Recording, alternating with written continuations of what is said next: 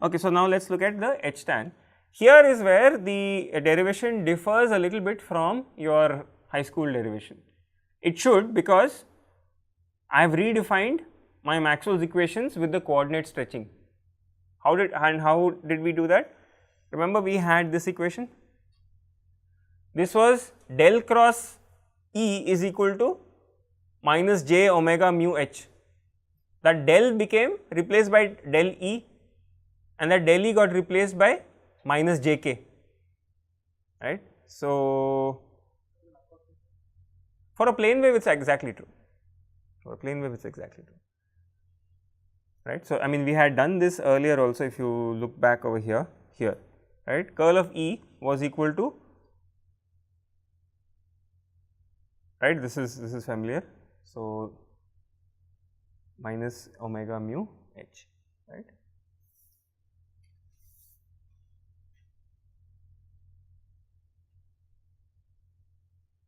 Is this equation correct, or are we off by a sign? It's correct? Yeah, it's okay. So, we will use these two equations, and I have defined my k. So, k I e, I denotes the incident over here. Similarly, there will be a k r e, and there will be a k t e.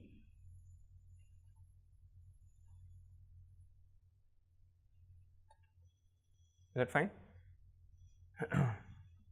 Yeah, you should check on the signs of these two equations, okay. They may be off by a minus sign, but we'll go with this over here, because the del cross replaces a every time del acts on a plane wave, I will get a minus jkx, right. So, that minus jk comes from here, and the right hand side had a dB by dt, which gave me a plus j omega. So, there may be a minus sign off over here. So, we will just verify it as we go. Anyway, so using these equations, I can get I have my electric field here, I have defined my electric field. From here I can get the magnetic field, right. So, when I get the magnetic field from here, I am going to get, so in region 1, so region 1 is the top part where I have a incident plus reflected, right, that is what I have. So, give me the electric field and I can give you the magnetic field, that is going to be the approach, okay. So, this is going to be equal to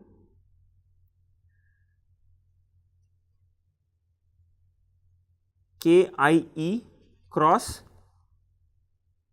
E 0, right, divided by omega mu, okay. So, we will go with a minus for now, and a e to the minus j k I dot r, that is the first term, plus the reflected part.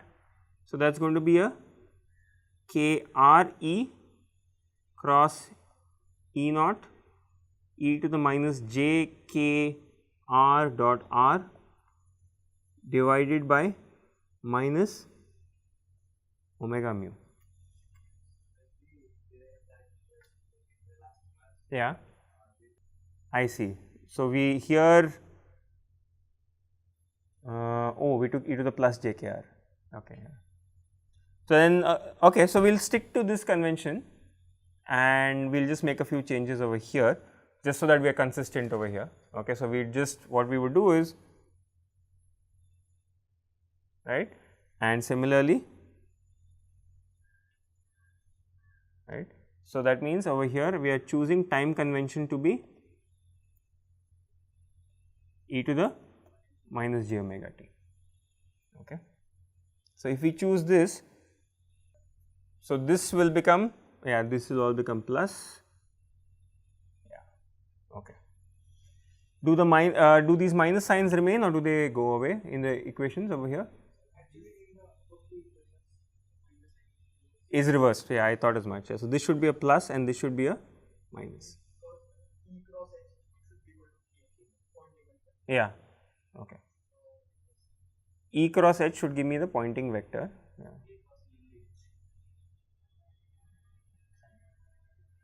Okay, yeah, fine. So, we have got all our minus signs over here. So, this was coming from del cross E is equal to minus dB by dt, in case you forgot how this came, right. So, we can actually just derive it over here. So, del cross E, everywhere there is a partial derivative, I am going to get a jk over here cross E, and time derivative has time convention is e to the minus j omega t. So, I am going to get a minus into a minus j omega, and B is mu h, right. So, this is basically k cross E is equal to omega mu h, okay. That is how I get this relation, therefore, the other one is off by a minus sign. Alright, very good. So, this is our incident plus reflected field for the magnetic part, and in region 2 I have only a transmitted field, okay. So, this should be very easy to write down. So, I have a k T E cross E naught e to the j k T dot r divided by, so this should be mu 1 and this will be mu 2, right, because region 1 and region 2 may have a different epsilon and mu. Yeah.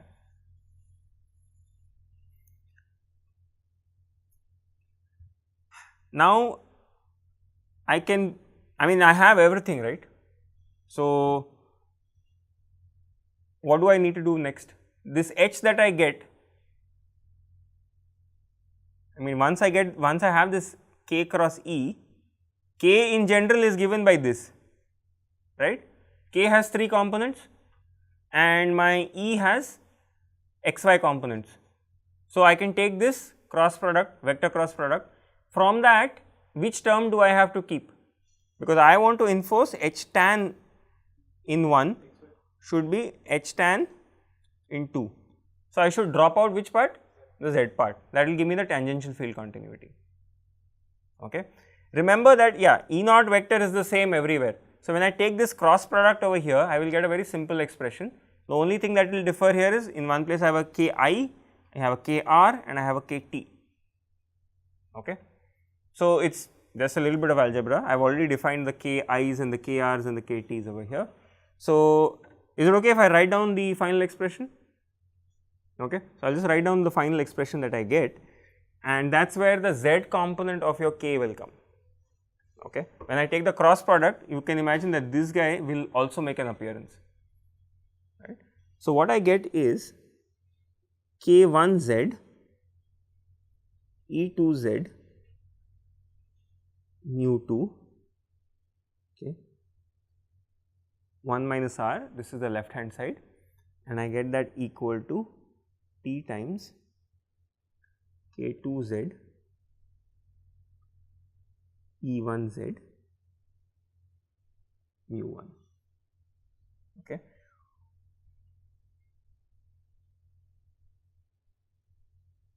So, what is this 1 and 2? E1 and E2, they refer to region 1 and region 2. So, E1z is the Ez in region 1, E2z is the Ez in region 2.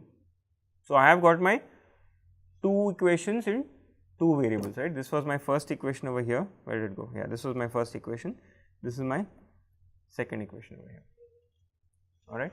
So, you can trust me, you can see the algebra is pretty simple over here. So, putting it together, R of Te, the reflection coefficient in T polarization. So, it is 2 equations in 2 variables, I will write down the answer over here, k1z, okay, E2z mu 2 minus k2z.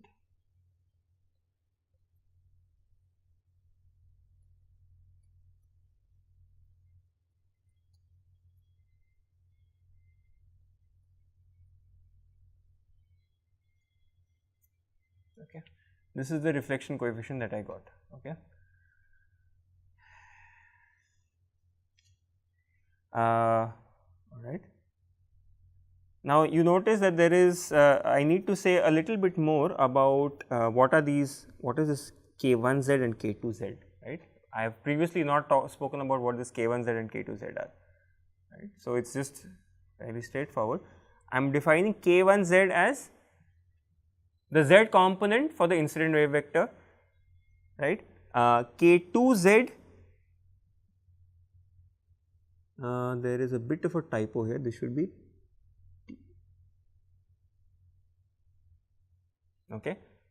K2Z means what? 2 means the medium 2. In medium 2, what is the wave vector? Transmitted wave vector, right. So, that is a KT and the Z part, okay. So, in case this is not clear, this is KTZ, and this is the part that is telling me that the reflected wave is travelling in the opposite direction as the incident wave, right. So, these are the 3 definitions that we need, okay. So, this formula makes is what I get, okay. Similarly, in the TM polarization, that is also remaining, right. So, TM polarization, you would take the different convention for electric field, and I'll just write down the final expression, okay. You will notice a nice symmetry between these expressions. So, it is K1Z H2Z. Now, H makes an appearance. In this earlier E was appearing, in the other polarization H makes an appearance, because I use the other set of equations, and instead of mu, epsilon makes an appearance. Everything is symmetric.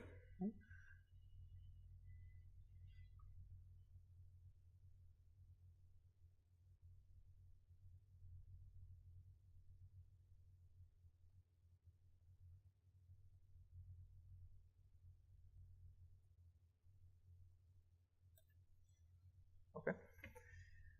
I can write the transmission coefficient also, but it is not very useful, because my goal is to make R as small as possible.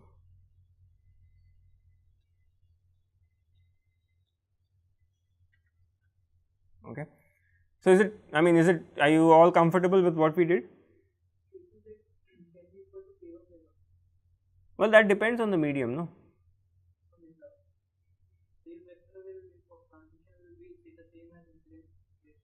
The wave vector and transmission along the z direction will not be the same, right? It depends on the propagation in the medium.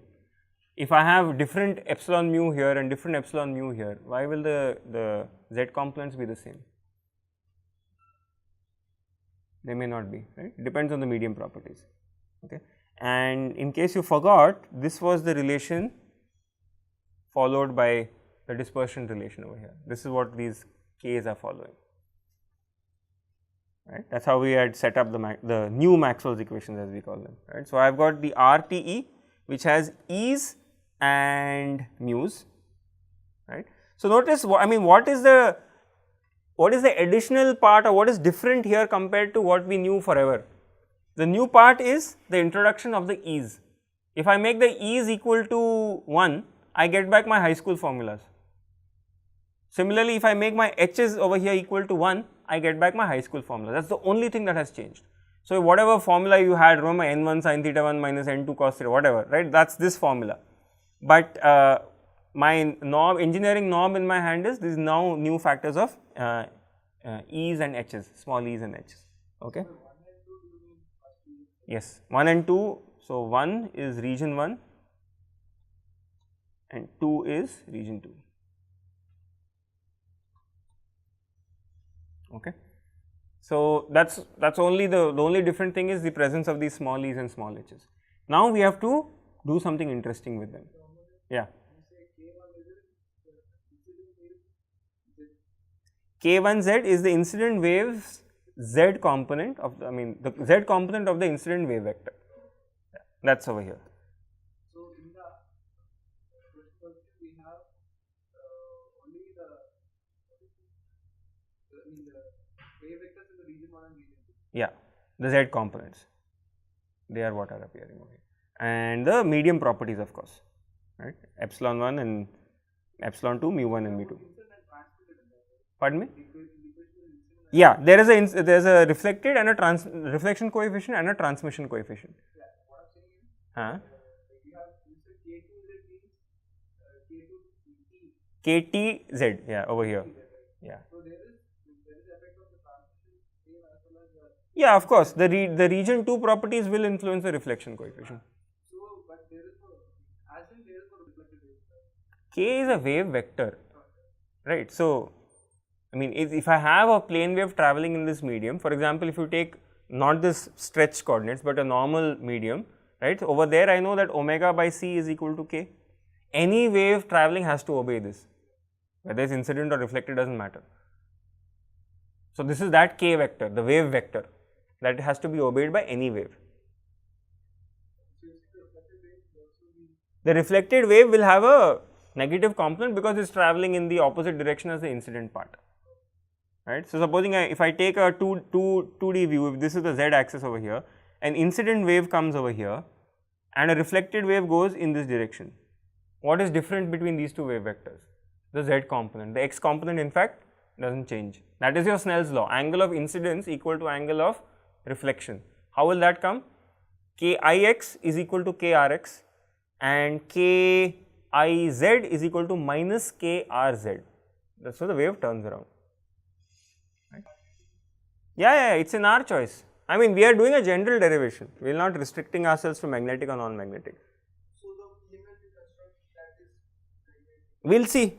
It's up to us. I have kept it as a general. What happens when you take stretch coordinates and do Maxwell's equations is mu1 epsilon 1. Now, medium 2 is in our hands.